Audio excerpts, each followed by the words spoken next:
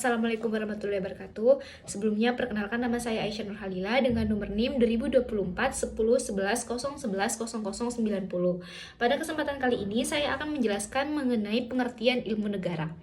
Secara sederhana, ilmu negara adalah ilmu yang mempelajari secara umum.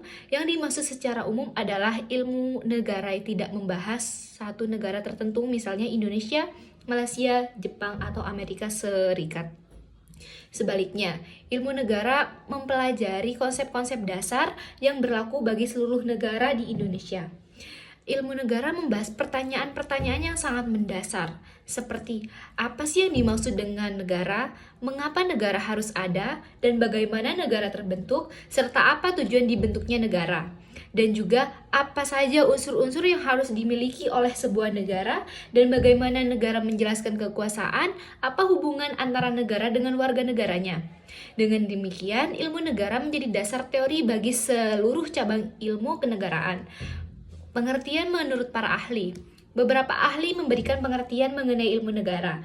Menurut George Jelinek, ilmu negara adalah ilmu yang mempelajari negara sebagai organisasi kekuasaan yang memiliki wilayah, rakyat, dan pemerintahan yang berdaulat. Menurut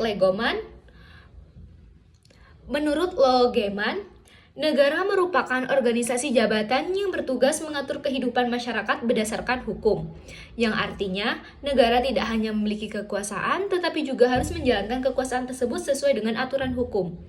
Menurut McIver, negara adalah organisasi yang dibentuk oleh masyarakat untuk menciptakan ketertiban melalui hukum yang dapat dipaksakan pelaksanaannya oleh pemerintah.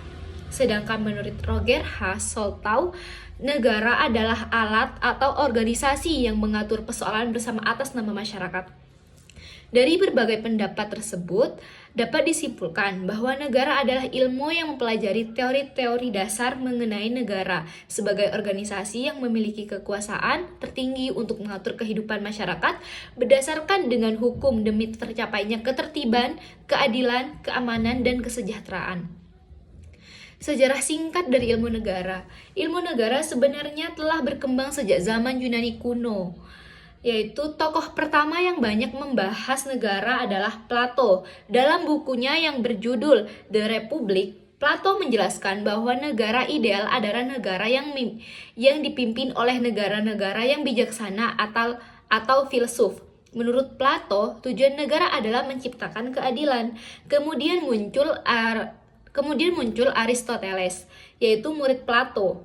Aristoteles mengatakan bahwa manusia adalah zoon politikon, yaitu makhluk yang secara alami hidup bermasyarakat dan membutuhkan negara. Oleh karena itu, negara dianggap sebagai tempat manusia mencapai kehidupan yang baik.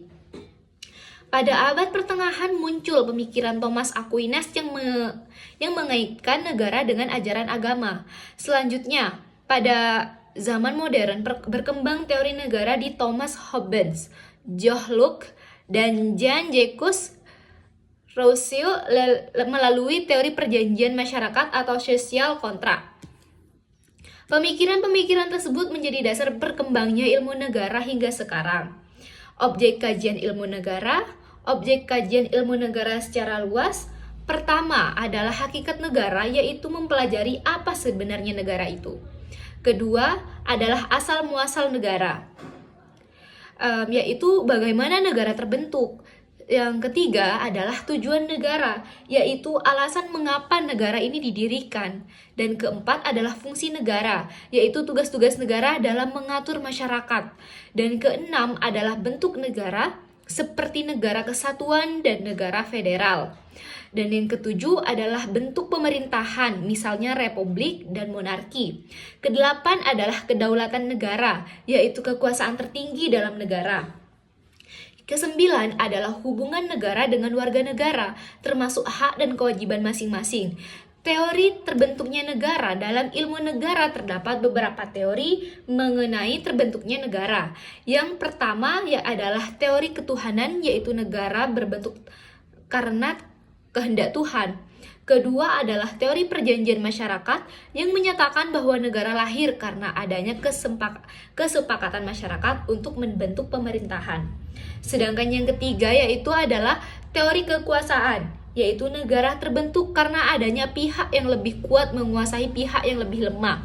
Yang keempat, teori hukum alam yang menganggap negara berkembang secara alamiah sesuai kodrat manusia sebagai makhluk hidup atau makhluk sosial.